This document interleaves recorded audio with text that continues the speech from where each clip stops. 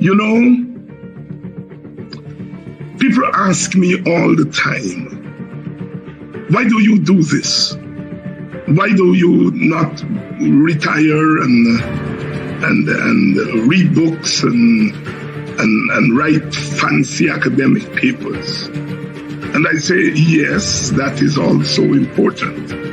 But what is more important is that I was given an opportunity to read books in the first place, to engage with ideas because of the sacrifices of ordinary people.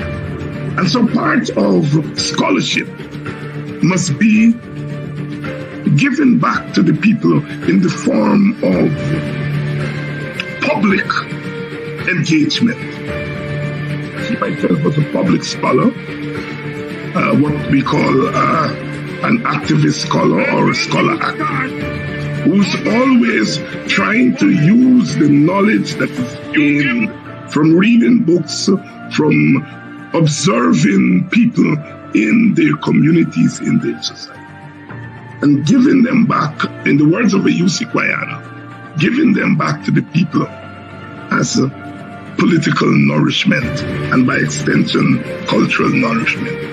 That's what I'm about.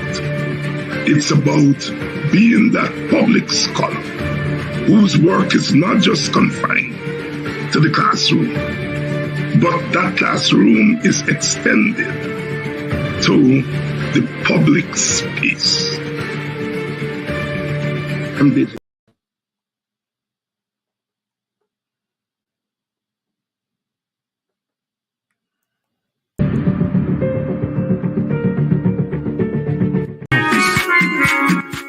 Please help keep Politics 101 on social media and broadcast television. If you are in North America, please donate via Cash App or PayPal. If you are in Guyana and the Caribbean and don't have access to Cash App and PayPal, email your pledge to dhines6106@aol.com and we will direct you how to get your donation to us. Thank you in advance for your donation.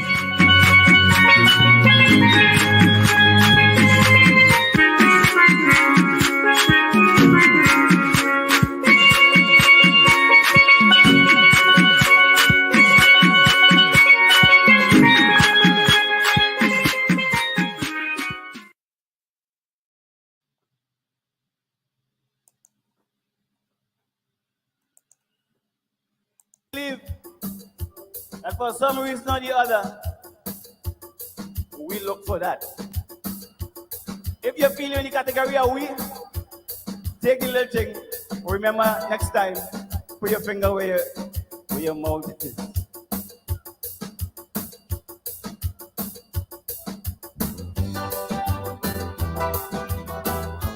Bam, bam, bam, bam.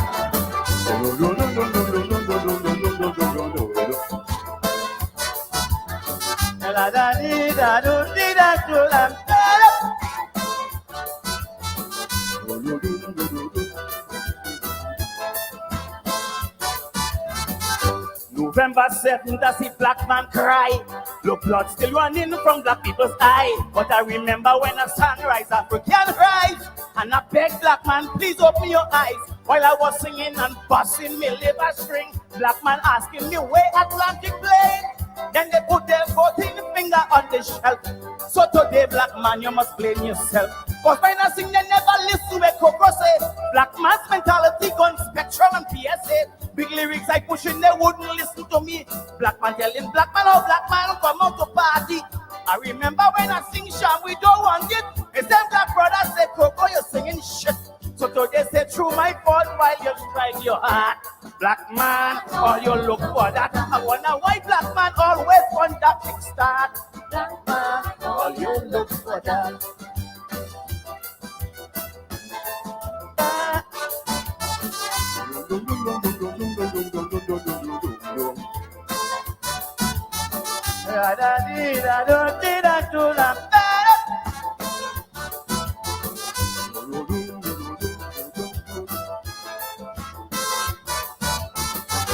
A man on a charge for interfering. Black man, all you still go and vote for him. Black man, how on earth you could condone this? Your daughter might have to work in this man's office. Then imagine this sex silver-headed test. Quail fingers under your daughter's dress. Me ain't saying that Patrick should have win, sir, but eating Trimbeka would have been better. All them women who went betting the other day about this maniac, where all you have to say concerning this thing, all you silent and talking peace. So the office girls must be at the mercy of this peace. He was charged, so whether it is false or true, I'm concerned because I have a daughter too. I'm talking from your heart, I'm telling you, black man, oh, you look for that. Why black man always want a kickstart? Black man, oh, you look for that.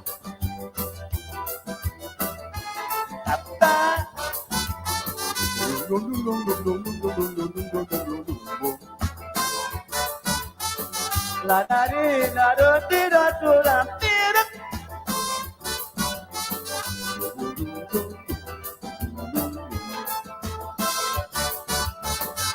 Tobago, I am really surprised about you, but I realize all you get too. Who would have believed both of them with a side with Band-Aid and give away Tobago's best holiday? How two of them could sit down on the wrong table and then give the best for the whole Tobago people? But all you cannot quarrel, all you cannot fret. That's where you ask for, that is where you get.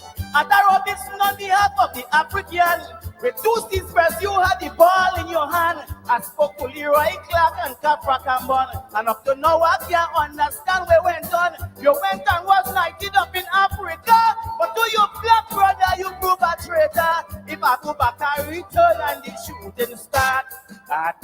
But you look for that. And if your daughter should cross the Prime Minister's path, but you look for that.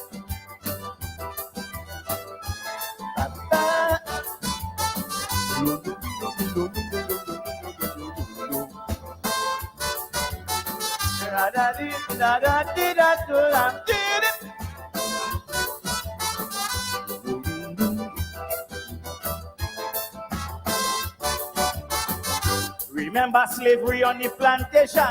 Master used to use a black man to beat black man. So when I hear 17, I got a pain. I say, oh God, black man go beat black man again. Because black man give black man soup, but black man won't harm. Black man intention is to pressure his own black man. He give them soup, they say he treat them like an outcast. So now black man takes smoke every year. At the Robinson on behalf of the African, with 2 seats press, you had the ball in your hand. I spoke to Leroy Clark and Capra Cambon, and up to now them can't understand what went on.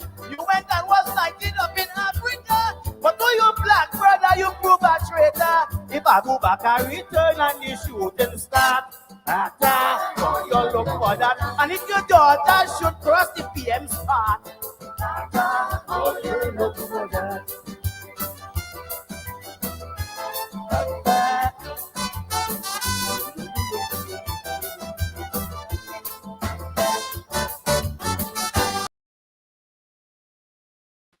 Oh yes, oh yes, oh yes, oh yes.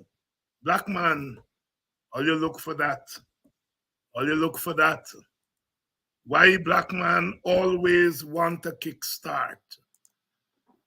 The mighty Crow, one of the bad boys of Calypso, Weston Rollins, they call him the midget, the mighty midget. Crow, black man, all you look for that. He was, of course, singing there about the election in 1995, when there was a tie in Trinidad, 1717, and Arthur Robinson, A&R Robinson, gave his 2 seats from Tobago to the UNC, Pandy, so that they could form the government. And there were some black people who voted for the UNC. And a year didn't pass and they start a ball. Crow, of course. Self-criticism. Black man, all you look for that. Why black man always want a kickstart? Good evening and welcome to Politics 101. We continue in the conversation. Please share the link. Please share the link. It's Thursday evening, and we've been talking all week. We've been talking all week about the state of affairs in our country, especially as it relates to Black discrimination against Black people, but that it has gone beyond discrimination to oppression, And we have had a lot to talk about. I have been critical of the PNC and their attitude to this question of Black discrimination against Black people, oppression of Black people. I think their narrative has not been helpful to the Black cause, to the African Guyanese cause. And I've been critical of them. Of course, you all know my stance here on this program. I don't believe in pulling down fellow opposition, but on some issues, we have to call it out for what it is. No party is without sin. I think the AFC has also been found wanting in the manner in which it has treated with this whole issue of the discrimination against African people in Guyana, the oppression of African people. My party, the WPA, I think has gone the furthest in terms of saying, look, we stand with African people in this, their hour of discrimination. And we are not splitting hairs when it comes to that. I recognize that political parties are what they are. Political parties are vote machines. They survive. They are in place to win elections and to govern. And to win elections, political parties sometimes have to sin their soul.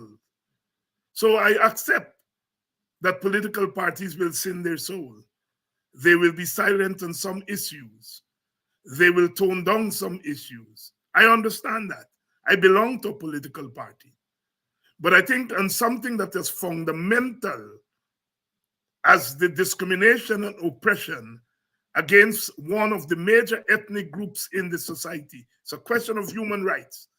I don't think any political party, any organization in Guyana can afford or should afford to be quiet, to tone it down, to play around it. And for too long, we have seen PNC as a party and their members dancing around this issue of discrimination against Black people. They're always saying, well, Black people are being discriminated, but Black people are being discriminated, but nothing. Black people are being discriminated, period, on a scale that we have never seen in Guyana. Have the governments before been discriminated? I'd be dishonest to say that the 57 to 64 PPP government did not discriminate against Black people. It did. It did. At the level of its policies, those governments put a lot of emphasis on rice and sugar. And they told the public servants not 1 damn cent more. And the public servants went on strike. In 1962, the 80-day strike. Does history repeat itself? The present PPP government is telling teachers and public servants not 1 damn cent more. We're going to fight you in the water. We're going to fight you in the air. We're going to fight you in the courts. Even when the courts rule in favor, we're going to fight you. Yes, the 57-64 government, PPP government, discriminated against Africans in terms of their policy emphasis. It led to the removal of that government. Yes, the Americans and British and the CIA had a hand in it. Yes, but that they were not the only reason for the removal of that government. Internally, African people were feeling the squeeze, and they took matters into their own hands. After the 1961 election, the PPP had a victory march. Black people were spat upon as the marchers are marching from Quarantine and Essequibo to Georgetown. Victory march. In my own village, one lady who was a PPP member, she was spat upon Why? Because she was black. They didn't know she was a PPP member. And their attitude led to the fall of that government. I would be dishonest if I were to say that the PNC under Burnham and Hoyt did not discriminate against Indians. I'm sure they did. I've said on this program that they did a better job at managing race relations in Guyana than the PPP. But that does not mean that at the level of policy that they did not discriminate against Indo-Guyanese. They did, although the level and the scale was much less than the PPP government. And when the PPP came back to power, they resumed where they left off in 1964. And it reached the zenith under Jack Dew. They left office for 5 years. And when they were put back into office, they came with a vengeance. A special vengeance. And the special vengeance has to do with the fact that there are two factors that were at play, that are at play over the last 4 years. One, they are the recipients of regime change. They are they benefit from regime change. And when governments benefit from regime change, they become unaccountable. They're not accountable to their own supporters because they say, all you didn't put us there. It's the foreign forces put us there.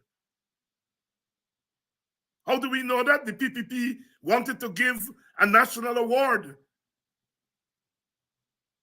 And the top of the line were the ambassadors from the foreign countries.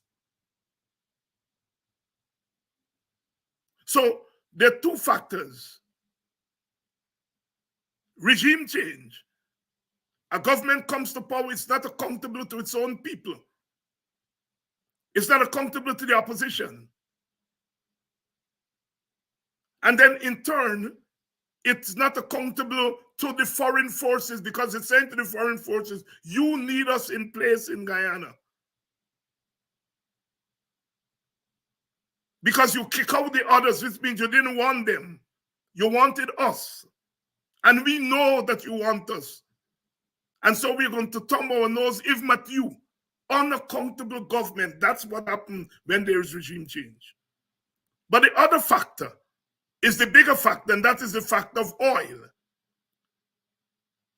I noticed Asghar Ali says there are 11 billion barrels of oil.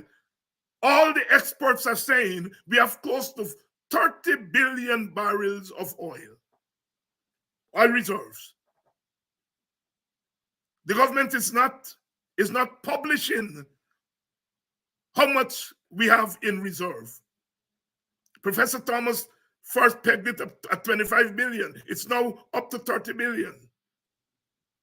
That means untold wealth, unprecedented wealth. And groups in society, whether they're social groups or ethnic groups, are always fighting over the commonwealth. And the more the wealth, the more intense the fight is. And the PPP in government, they have the first bite at that wealth. And they have decided they're going to squeeze all of it for themselves, their friends, their supporters, especially the rich, their supporters both locally and internationally. And they decide that they're going to use the oil wealth to entrench themselves in power. And so, therefore, who stands in between the PPP and its total domination of Guyanese society? Who stands? Not their supporters, not the foreign forces, but it is the group that supports the opposition more than any other group, African Guyanese.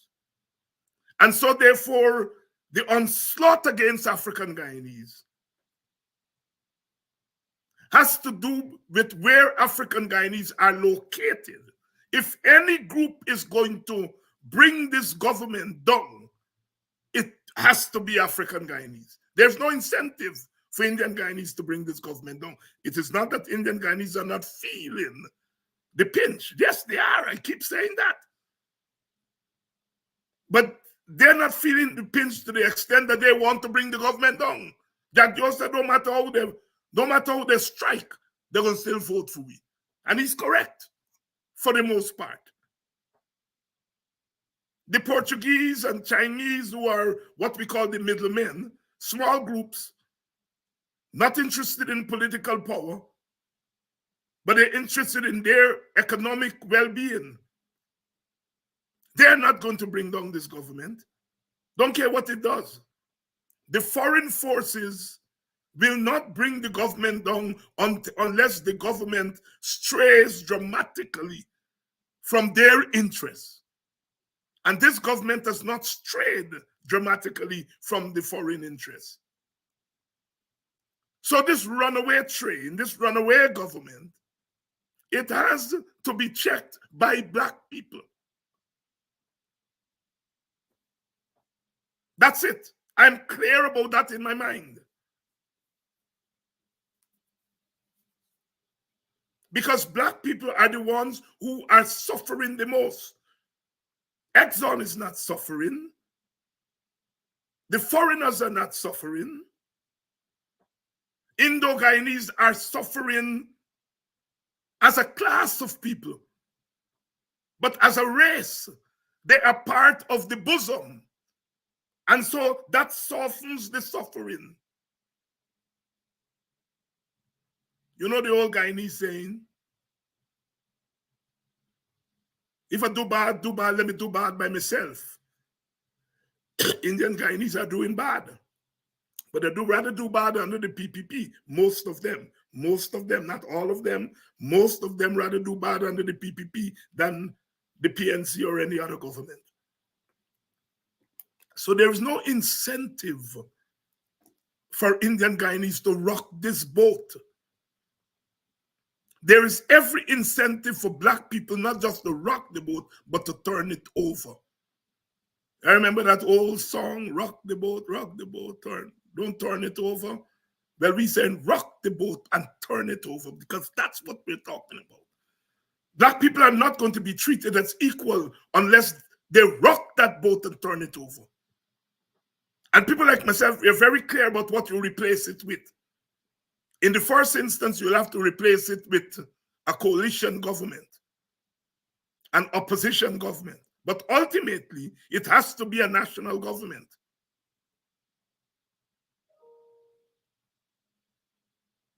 So, the Black condition has to come under the microscope.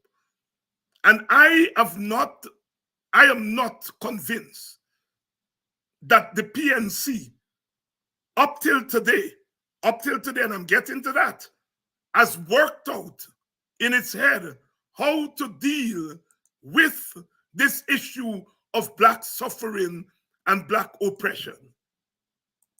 Black people vote for them. Black people give them their money. Black people give them their love. And they have to be in front of the line in defending Black people. The rest of us have to do it too. But the PNC has benefited from Black people more than any other organization, political or otherwise. And they have a responsibility to be at the front of the line to protect, defend, and advance the interests of Black people. I'm clear about that. Yes, they're a political party. They are a political party. They are a political party. We understand that. We understand that. You see? But we are saying that there comes a time when you have got to stand up for principle. And I am not certain that the PNC has come to the party until today. Now, there is this boycott call by brothers Benchop and Burke in New York. I've made it very clear on this program where I stand on that.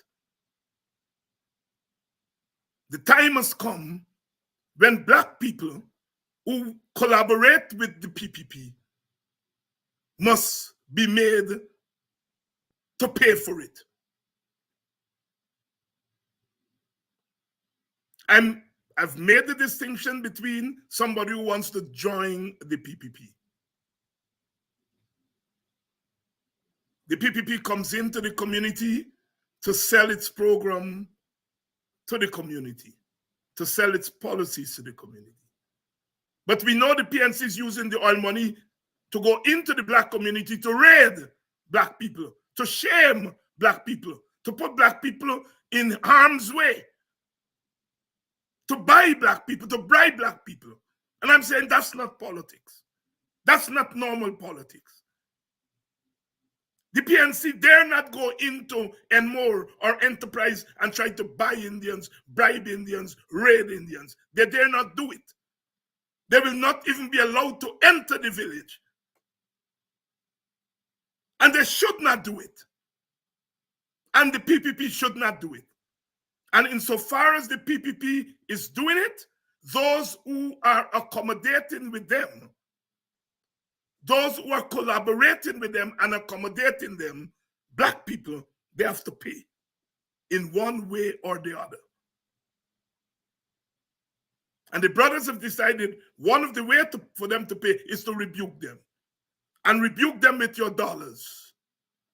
Guyanese-owned businesses, we in the diaspora, we support Guyanese and West Indian businesses. But insofar as those Guyanese-owned business in Brooklyn brought that man into that community to allow him to carry out his slave raiding and slave catching, and all they could tell him is that we want you to ensure that there is no segregation. No. Those businesses must be made to pay so that others will get the message that this is serious. You accommodate him with the dollars that Black people give you. He comes back to Guyana and walking on Black people and beating Black people. It means that you are complicit in the beating up of Black people. You welcome a man who preside over a government that kicked down, broke down Black people homes in Moko and Linden, broke down Black people businesses in front of the hospital and on the seawall and in front of Demico and all those places. You are welcoming a man who took away $100 million a year from Itpadaji, a little sum that is given to that organization to do work among African Guyanese in pursuit of the objectives of the International Decade of the People of African Descent. And you take it away from them.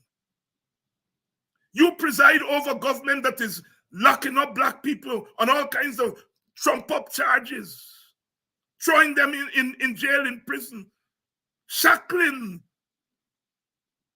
Takumo Gonse, shackling his feet like a common slave. You are welcoming a man who's presiding a government in which Black people's sons, their fathers, their uncles, their grandsons are being shot willy-nilly in Guyana, killed in broad daylight and in the still of the night. Women lawyers are being locked up because they tell their client to do the right thing. Women police are being spat upon by people in high places. That is the man you are welcoming in to Brooklyn. You got to pay. And the way you pay, the brothers have chosen the weapon of boycott, a powerful weapon. And we know that the weapon is powerful and it's resonating because in Guyana, the government is seeking to cry all kind of crocodile tears about boycott and how this boycott is hurting people. And then our brother Jermaine, I love that young brother. I love him, but my God, I wish he didn't do what he did. Talking about boycotting we own. If we own, selling out their own, we got to boycott we own. And in the first place, if you are going to sell black people down the drain, then you end we own. Not for me, David Hines. You end we own.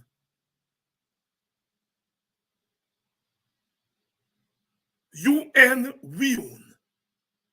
And so we have reached a point. We have gotten to that point where we have to begin to take action. I am very careful about how I urge action on this program, because I don't want to tell people what to do and how to do it and when to struggle and so on. There's something about that kind of politics that it's too fake for me. So I try to stay away from telling people what to do. I feel that we've got to do the work and give people the consciousness so that they will be ready to take action as the teachers did. What you saw with the teachers there was a combination of class consciousness, that is their consciousness as workers, and racial consciousness as far as black people are concerned. Note very clear, the Indo-Guyanese, the Amerindian teachers, African teachers, Portuguese teachers, they all came out because of a consciousness of themselves as working class people who are being denied a living wage. But the vast majority of them who are black people, they came out on strike in addition to class consciousness, racial consciousness, that this assault on the teachers is really an assault on blackness. Paying the Indo-Guyanese teachers and Amerindian teachers, it affects them individually as workers. Paying black people terrible wages, it has an effect on the black community because 75% and more of the teachers are black. And you're denying that community revenue. The teacher from Bachelor's Adventure, the teacher from Den Amstel, the teacher from Linden is more likely to spend her salary in Linden. And the more she earns, the more she spends, and the more that circulates in the community. You are messing with the black community when you deny teachers and public servants a living wage. So the Indian teachers and Amerindian teachers, they've come out based on class consciousness. Black teachers went on the streets based on class and racial consciousness. We're talking it as plain air for them to understand and for us to understand how we move in. And I've been disappointed that the PNC has not been able to come up with a narrative similar to the one that I am advancing here. To talk about class discrimination. That people of all races, poor people of all races, experience. But that black people, on top of the class discrimination, there's a particular racial discrimination. The government has not withdrawn money from Indian organizations, from Amerindian organizations. No! It has withdrawn money from black organizations in Padaji, 78 of them represented. Indian, Guyanese, and Amerindian homes are not being licked down and knocked down and mowed down to facilitate roads. It's happening in the black community. We have to make that differentiation. Sisters and brothers, we are doing it. It's called consciousness. So when those people in Brooklyn, either through stupidity or willful ignorance or unwillful ignorance, whatever it is, move in the way they move, we have to say to them, no, we're not doing that anymore. You're not going to benefit from our dollar. Is beyond the students on the universities in the United States who are out there right now facing the police, calling on their universities to divest from doing business with Israel. What they're calling for is a boycott of Israel business. And if it's okay for them to do it, as it is okay for them to do it, it's okay for the brothers and sisters in Brooklyn to use the same weapon. Black people must understand that there is a price to pay when you work against blackness. I don't care whether you're looking for dollar for yourself or you're just plain damn foolish. It's time we sung the bell. But like I said, we can't call for a boycott of the people who brought that man into Brooklyn, who took that man into Brooklyn. We can't call for boycott on them and not a boycott of the PNC, which has been playing games in terms of the narrative when it comes to black people. I'm being frank here tonight. But the PNC has heard the voices from the mountaintop. And we may not have to boycott the PNC. We may not have to boycott the PNC. How is the opposition presence in these communities, since obviously the people moving the mechanisms to get information and get it early so that we. And do you believe that this action is contrary to constant activism in support of the development and progress of the Afro-Guyanese community? Well, first, Rickford Burke and Mark Benchop are in the diaspora. They know what is happening in the diaspora, and they will make their decisions as they think fit in the diaspora. It is not for us to decide whether it's correct or incorrect for Rickford Burke and Mark Benchop to take whatever position they want. Neither the two are members of the People's National Congress Reform. They are individuals who act, and if they feel that that is the way to go, then they're free to do that. Follow up to that, I know you just mentioned that they are not members of the opposition, but however they never said the opposition, members of the political party. Sorry, with certain. I didn't hear that. They align themselves with certain notions that this party calls for. So I'm asking, as the leader of the People's National Congress, do you support this? Because again, these are Guyanese-owned businesses, and even recently, Benchop had threatened to bring this boycott to local businesses right here in Guyana. If it necessitates bringing it to local businesses, I see no problem. Look, as I understand what was happening, is that the PPP went into Brooklyn and she had some photo ops, and whatever they did, they got some businesses to accommodate it. In Guyana, are concerned that the government is oppressive and to accommodate an oppressor. We in Guyana are concerned that our resources are not meeting the people, and they're using our resources to go all over the world mobilizing support. Now, as it relates to the treatment of Afro-Guyanese in Guyana, it leaves much to be desired.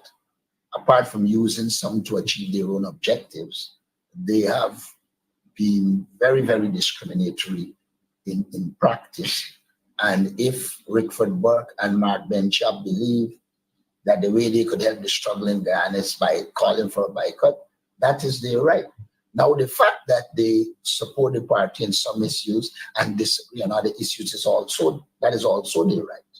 And so I do not intend to prevent them from exercising their right. What I can say to you is that the information before the United Nations just recently suggests that the government is discriminatory in nature. It suggests that it's a wicked political government. It suggests that they're using the resources of the government to oppress people. If they believe that that is the approach they should take, they should feel free to take it.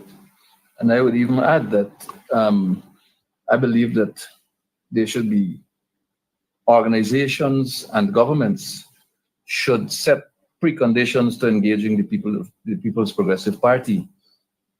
One, restoration of the original Natural Resource Fund legislation, putting in back all the safeguards, all the oversight, and making it mandatory that projects that are funded from oil resources are specifically identified instead of just lumping money into the consolidated fund and you don't know what the oil resources are funding. Secondly, restore funding to Ipaji. Thirdly, apologizing for the brutal demolition of homes of the people in Mocha, Arcadia, and the displacement without alternatives to the vendors in and around the city of Georgetown. 4, repairing the damage done to the indigenous population when carbon credits were sold without their knowledge, consent, or approval, and arbitrarily determining how much money, what percentage of those monies must go to the indigenous communities, and identifying their own cronies who will manage it as well. So there must be preconditions, in my view, for entities and foreign governments to engage before engaging the leadership of the People's Progressive Party. Guyana is the fastest growing economy in the world. Guyana has one of the highest rates of poverty in this part of the world. The resources are not reaching the people, and they're not reaching the people because of the discriminatory allocation of resources for the benefit of the 1% in this country, while the other 99 wish that they can get crumbs.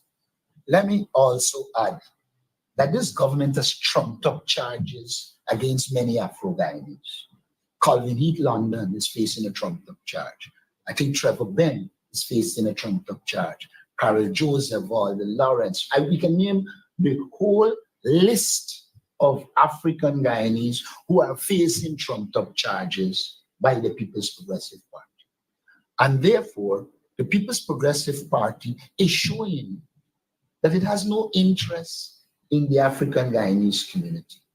And if people in the diaspora believe that they support businesses and the weapon at their disposal is to withhold their business so that they can bring pressure to this government to stop doing some of the things they're doing, I see no problem with it.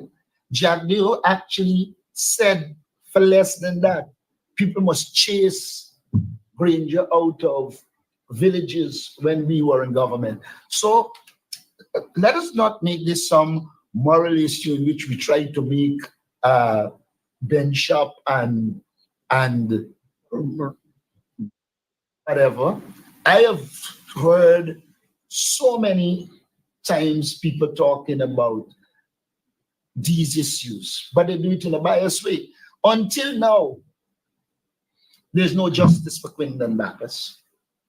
Until now, there's no justice for Boston in Essequibo, who the police went and shot in his bed.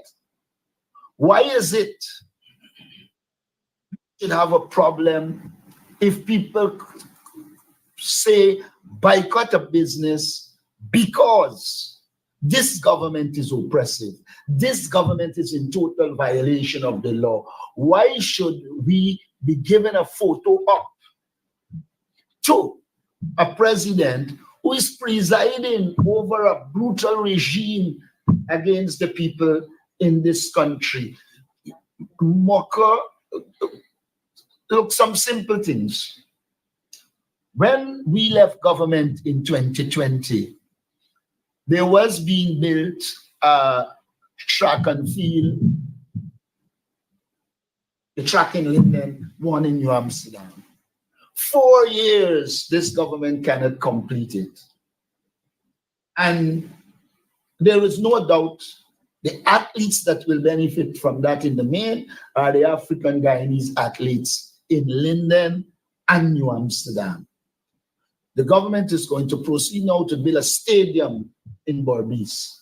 While they can't finish that track, this government has shown clearly that it is racist by nature. Region 10 needs agricultural development. This government refuses to develop an agricultural plan and put it in place in Region 10.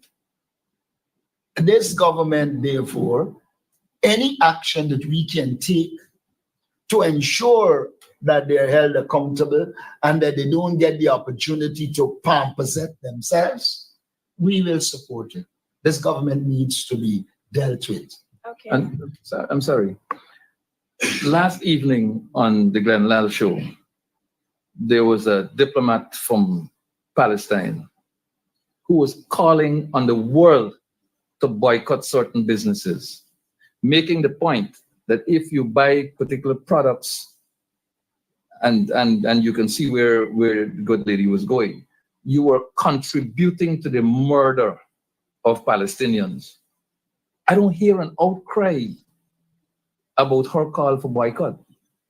And some of the businesses that she's referring to are franchises in Guyana, operating in Guyana. I don't hear an outcry about that. I don't hear an outcry about Mr. Jagdio's comments regarding Justice Kissoon's ruling. I don't hear an outcry that says Mr. Jagdio was wrong to label Justice Kissoon presumptuous because of the decision that he handed down that wasn't favorable to the People's Progressive Party. So if we're going to examine these issues, I'd recommend very strongly we look at it from both sides. And let me add as well, when you're giving 6.5% to the public service, you know what you're doing? You are essentially saying, in the main, the average man out there can't get more than 6.5%. Why would anyone want to be having picture ops and allowing the PPP government to go on like if they like the people of Guyana? They do not. You have money to put in shows. If you add up the money they put in these shows, it could pay the teachers. But you are refusing to pay the teachers, in this case, of all ethnic groups. Because one of the characteristics of the last teacher strike is that it had indigenous people, it had Indians, it had African Guyanese. You went to court. The court ruled in the teachers' favor. This government and its presidents want to have a nice time with ordinary people. Decide they are going to court to challenge a decision that is in the interest of the people. What is wrong with people who believe that this government has overdone it? Who believe that this government, many elements of its approach is racist? What is wrong with this government that has been exposed at the United Nations for its discrimination? What is wrong with boycotting when this government withdrew the support from Ipadeji And Critchlow Labour College. Well, let me put Critchlow Labour College in a corner by itself. That's an old one. Tell you more recently, you withdraw it. What you are showing, and then you not only withdraw it, You're creating paper African organizations so you could possess yourself with Africans and going on like if you are supportive of the interests of the African Guyanese. I have said to them, and I repeat it here, if the government is as good and should be dialing up, let them release in the last 4 years how much land they give to African Guyanese who have applied, etc., and how much land they give to their friends, families, and favorite who happen to be of the same ethnicity as them. So don't let us paint Rickford Burke and Mark Benchap as two villains. They are part of a political process. Sometimes I will agree with them, sometimes I wouldn't agree with them, but they have the right. You want to run down the streets and protest? If you want that, that is also a right. But they have chosen the option of saying to people, look, this government is dictatorial. This government is racist. And if we put money into the people who supporting them, we are supporting the oppression of Guyanese. I see no problem with that. Yes. Oh, yes. Oh, yes. Aubrey Norton there and esteemed Marvin Williams, but Aubrey Norton more. Somebody said that David Hines calling for the boycott of the PNC. You almost wait a little bit now, man. Oh, Jesus Christ. The PNC has spoken the clearest that I've heard them here today. I think this is a deal breaker. It is difficult for political parties to speak to the issue of race and ethnicity. I accept that. I accept that. But when you are the party that benefits from a group that is being oppressed, you have a right to stand up for that group. And I'm very glad that the PNC has decided to stop playing games and to come out very clearly, and say where they stand on this issue. It is the clearest statement yet. I'm not saying that in the past. They have not made a statement here, a statement there. This is the clearest statement yet on where the party stands on the issue of discrimination and oppression of Black people. I'm not expecting the PNC to operate like Itpadaji. They're not. They're a political party. Itpadaji is looking after the business of purely Black people. The political party has to get votes from all races. But the majority of people who vote for that group are African Guyanese, and they need the protection and defense of that party. And I think Norton has gone a long way today in putting his party behind the issues that are affecting African people. People may have all kinds of problems with Norton, you know, but on this issue, he has spoken very clearly. Give thanks, because we criticize political leaders when they fall short. And when they do the right thing, we must be man enough, woman enough to say, you did the right thing. I don't know whether Norton is going to walk that back next week or when an election campaign starts, but he's on record very clearly today. And I think we have to commend him, and I assume he's speaking for the leadership generally of the PNC. We have to commend them. I am saying when people are under attack, they need as much protection as they can.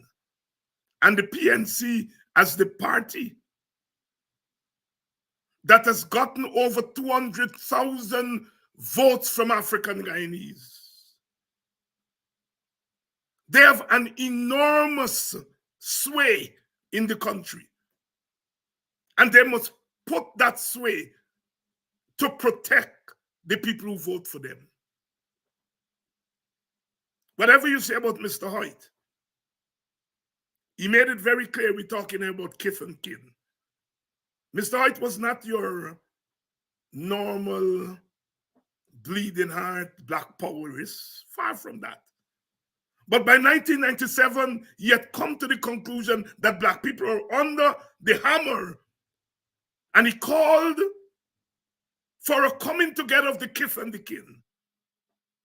And if he could do it, a conservative like him, the present leadership, when black people are going through 10 times more than they were going through in 1997, this present leadership has a moral and political responsibility to stand with black people. I am not going to put the AFC under the same kind of pressure. The AFC got black people vote in 2006 when Raphael Trotman was the presidential candidate.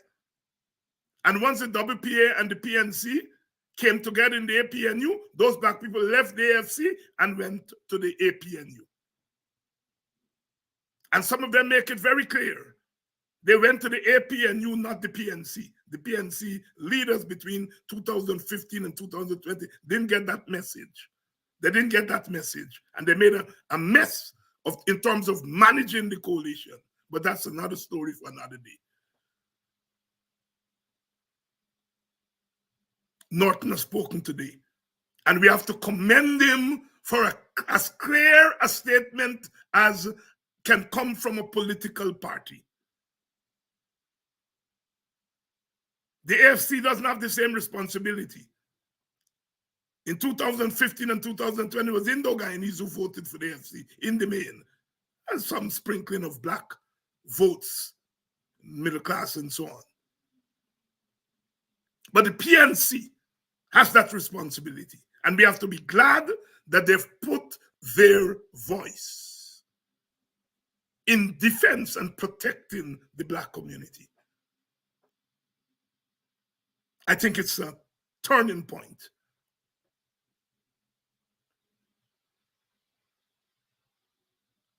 We struggle today so that we don't have to struggle tomorrow. And we're reaching the point, I said a few weeks ago, it's going to be a long, hot summer.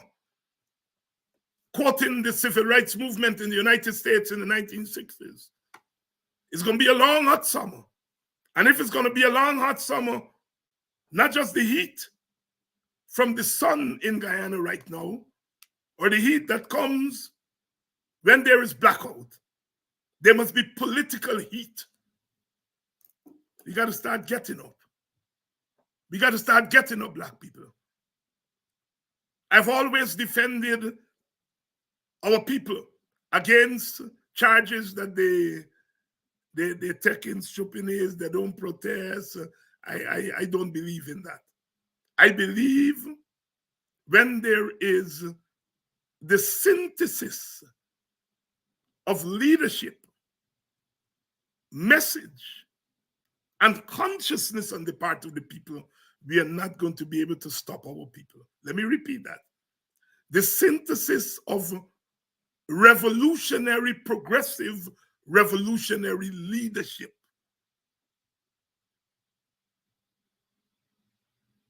When we have the synthesis of that progressive revolutionary leadership with a progressive revolutionary message, when those are joined with a consciousness among our people, the days of the regime will be numbered. They shook in their boots when the teachers took to the streets for those couple of weeks, because we saw bold, progressive leadership from the GTU. With the message that all of us have contributed to, and the consciousness of the teachers, we saw what a difference that made. Struggle is not something that you put together like a jigsaw puzzle and you say people come out today, and people are not robots. The thing has to fall in place. There's responsibility from the leaders, the political leaders, civil society, community organizations. We all have a responsibility. The people have a responsibility to receive what we give to them and to use it as political nourishment to advance our struggle. To more and more. We are getting to that point. It's got to be a long, hot summer. And now that the PNC has made very clear where they stand on the black struggle, it makes it a little bit easier because we are not wondering where the party stands. The party cannot, should not stand in the way of black response to black oppression. The party is not going to be bleeding out black like it part of G and the black organizations, David Hines and Ben Shop and us, we don't expect the party. But Norton did enough today. He did enough today. Rafidev, my friend over there, and the others, you're going to see them writing on the weekend about the tail wagging the dog. They say the WPA tail wagging the PNC dog. Now they're going to say Rickford Burke and Mark Benchop tail wagging the PNC dog. They have this thing that the PNC, will throw black people under the bus and the PNC not interested in black people problems and they should not be and so on, because if they do, they're not going to get Indian votes. And so when Norton came out there today and made that statement, they're going to say, well, it's Rickford Burke and Mark Benchop and David Hines and the WPA that are trying to use the tail to wag the PNC dog. And they're going to warn Norton, don't go down that road, you're going to lose the election. That's what they're going to do. That's their old trick to keep the PNC from standing up for its own people. But Jack Dior said, and I played it here yesterday or day before yesterday, he said, I'm unabashed, to quote him, unabashed, he said. When it comes to defending, protecting, and advancing the interests of Indians, it's the same man who had said at Babu Jan, the PPP is an Indian party. It's the same man that said when the knockoff sugar workers is Indian people they're assaulting. And he said there that when our people come to us, we want to make them rich. He makes no bones about it. But they like to tell us, especially the PNC, don't go down that road. You can't say you are a black party. I'm not asking the PNC to say it's a black party because it's a party that has Indians and Amerindians and others. So it can't be a black party. It is, of course, like all parties. The membership are of people from all races. But the majority of the membership and the followership, the majority is African. And I've said on this program that I will be a fool to believe that all black people will support the PNC. Even after Norton's statement today, there are a lot of black people who would feel that he hasn't gone far enough. I'm saying that if you feel so, let not your heart be troubled. There are others in the opposition camp who are prepared to go further than that, such as the WPA, which I represent. I can speak for them. I can speak for myself. So if you are vexed with the PNC, you don't have to go and lie down and prostrate before the PPP. You have options in the opposition camp. One of the wonderful things about the African community is that we are diverse. A lot of people don't think so. There are black conservatives and black moderates and black radicals and black PNC and black WPA and black AFC and black AGDA and black ITPADG. We are diverse. And that's a good thing. Because when you vex with one, you don't have to go outside and prostrate yourself before those who are acting as your enemies. But it's good to see the PNC making a clear statement. Give thanks. Give thanks. Some of you will say they should go further. Political parties can only go as far as a certain point.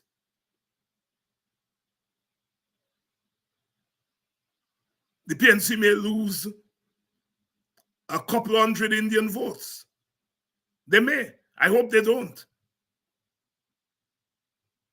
But in losing a couple of hundred Indian votes, they may get a couple thousand, they may gain a couple thousand Africans.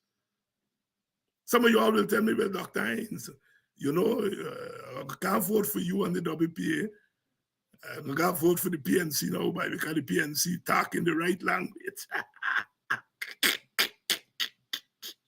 You know, they accuse me of giving the PNC ideology, Dr. Hines, giving the PNC ideology. You know, they would like the PNC to be divided without a clear ideological position. You know, I can't give the PNC ideology. I can only advance my own ideology. And my ideology is a convergence of multiracialism, black nationalism, for want of a better term, Caribbean nationalism,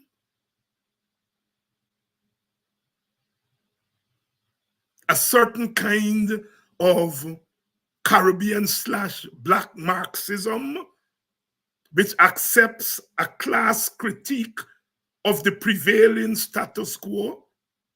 I part company with Marxism when it comes to one-party state and the vanguard party and all those things that the Marxist-Leninists, I'm not into that.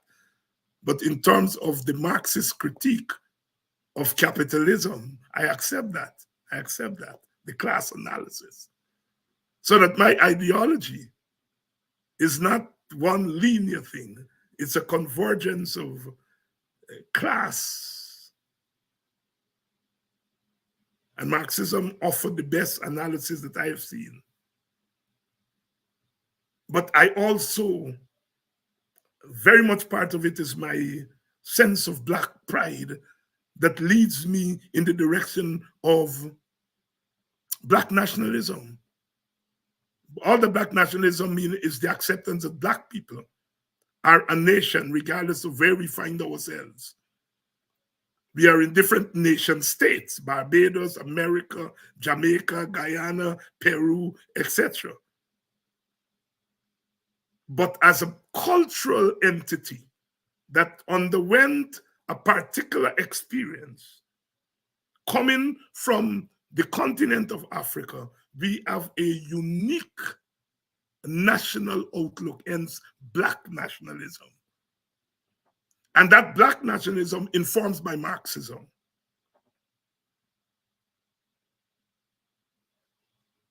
And there's nothing new about that. All the black thinkers and leaders have had to grapple with this issue of class and race. From Garvey to James, C.L.R. James, to Padmore, to our own Walter Rodney, to Eric Williams, to one of the best books to read is Black Marxism by Cedric, why his last name is escaping me. One of my bright people in the audience can remind me just now. He died a couple of years ago. And he wrote the book Black Marxism. And so therefore, some of us can deal frontally with the question of race. Cedric Robinson, probably the best book on Black Marxism, Cedric Robinson. Some of us can deal frontally, and some of us, like the leadership of the PNC, has to deal with it frontally, but not at the same temperature as the rest of us. I'm glad the PNC has made that statement today, and we are going to be looking to ensure that they remain true to that statement. You see, I grew up with people like Clinton Collymore and Cyril Belgrave, Harold Snag, Shirley Edwards, and so on, who all PPP, luncheon coming late. He came in 1980, and some of the others are crossover. Rohi, who is part Black. My thing with those brothers and sisters is whether, in fact, as a minority ethnic group in a party that is majority Indo-Guyanese, and obviously the party will lean towards Indo-Guyanese, as African people, do you represent yourself in the PPP, Miranda? Do you represent yourself, or you represent Africans, or you represent both? If I were to go into the PPP, I ain't going to PPP to represent myself. And that is the challenge for me with the Black brothers and sisters in the PPP. To what extent your membership in high office in the PPP translate into progress for Africans as Africans? I'm told privately by people that Luncheon made some little moves in that direction. But none of the others, so far as I know, has ever taken a Black position within the PPP. I remember Angela Davis being a member of the Black Panther and the Communist Party of the United States of America. Very clear, very clear. She wasn't just a member of the Communist Party. She was also a Black Panther. And her Blackness informed how she operated within the Communist Party. These staffs belong to the PPP. They don't belong to any Black organization. They don't. I hear one who's the Minister of Labor, who first was PNC, then he left and gone with Hami. He became GGG, then he come back to the PNC, and now he's with the PPP, and sitting down on shows and telling Black people they must take responsibility. The whole white racist attitude to Black people, that we are irresponsible, you know?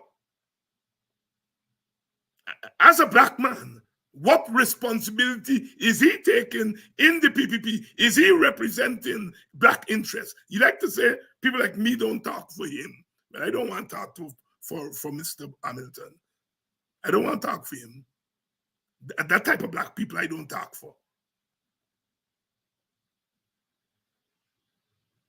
But is he representing Black interests? Is he saying, did he say to them, don't go and lick down those people's homes in Moko? Don't go and lick down their home in Wisma. Do not go and lick down their homes, their businesses in front of the hospital. Did he say that? Did the Black people in the PPP say to the PPP, don't do it? Did they raise their voice when Quinlan Bacchus was shot and said, I am PPP. I am PPP.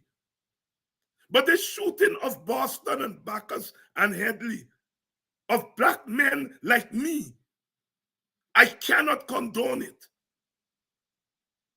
Not a word. But they're prepared to go to Geneva and to make themselves clowns, trying to defend an Indian government that is oppressing via policies black people, and they send them as minstrels, send them to Geneva to make themselves fools, defending an Indian government that is beating up their own people. What kind of fool is you? Dick Gregory would ask. And so my thing is, I don't care who wants to join PPP. But don't tell me I don't talk for black people. Because you can't even talk for your own self in the PPP.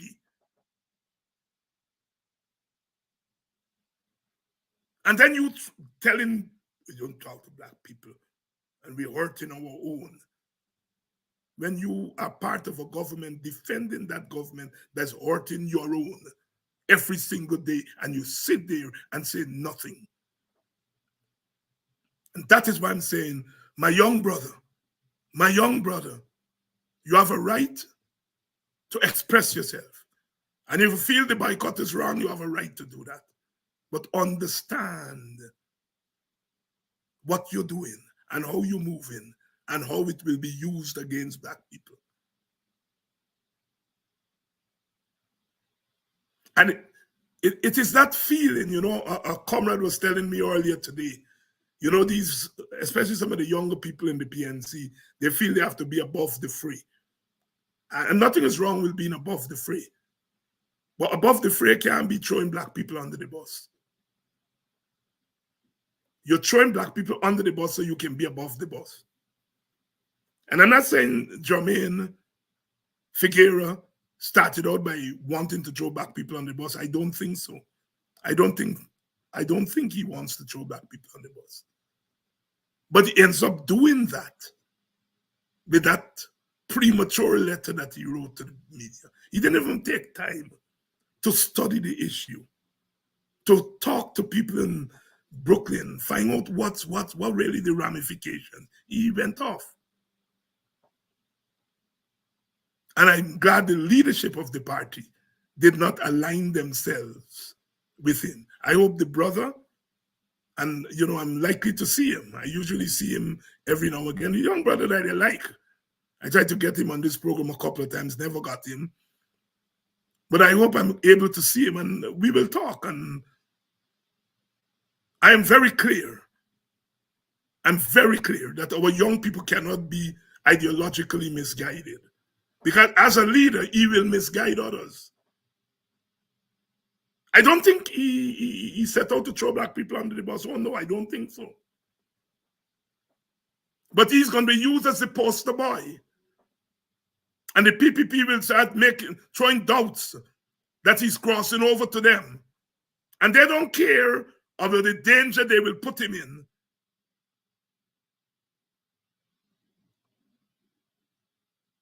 Somebody say he should withdraw the statement. Well, you know, he has to know that. But I will say to him next time, don't be so quick to come out and condemn. Study the issue. Study the issue. Do not open your mouth unless you think through things of this magnitude. So there we are, sisters and brothers. Big up the PNC for making a clear statement on the boycott, a clear statement on the oppression of black people. I think it's a way forward. And we have to continue to hold all our organizations and our leaders, hold their feet to the fire so that black people will not be thrown in that fire more than they are in the fire right now. I love you all. Please make sure you like all our pages. Follow them. We have a new page, Open Word with Dr. David Hines. That's a YouTube channel. If you guys can go on that channel, Open Word with Dr. David Hines, and follow that channel so that we can grow that channel. We intend to feature some podcasts on that channel, specially packaged for that channel. So please go to that YouTube channel, Open Word with Dr. David Hines, and like that channel. We have our other channels, Politics 101, Hindsight with Dr. David Hines. I again join in our condolences to the Bookers of Buxton who lost their matriarch, Miss Lillian Booker. She was 101 going to 102. She passed away last week, and I think there is a viewing in New York next week. I'm going to give you all the details, and then they're taking her home to Buxton to be buried there. I'm going to give you all the details for that tomorrow. That family is a fixture on this program and all the other social media programs on our side of the political divide. And Miss Booker belongs to a generation of female entrepreneurs. Often they're men folk, either gone in the back dam walking, gone in the bush. Some of them were civil servants. And those women refused to just be housewives and homemakers. They ventured into the world of business. And she is a pioneer. She is a pioneer for Black businesses in the villages, female involvement in business. And she comes from a business family.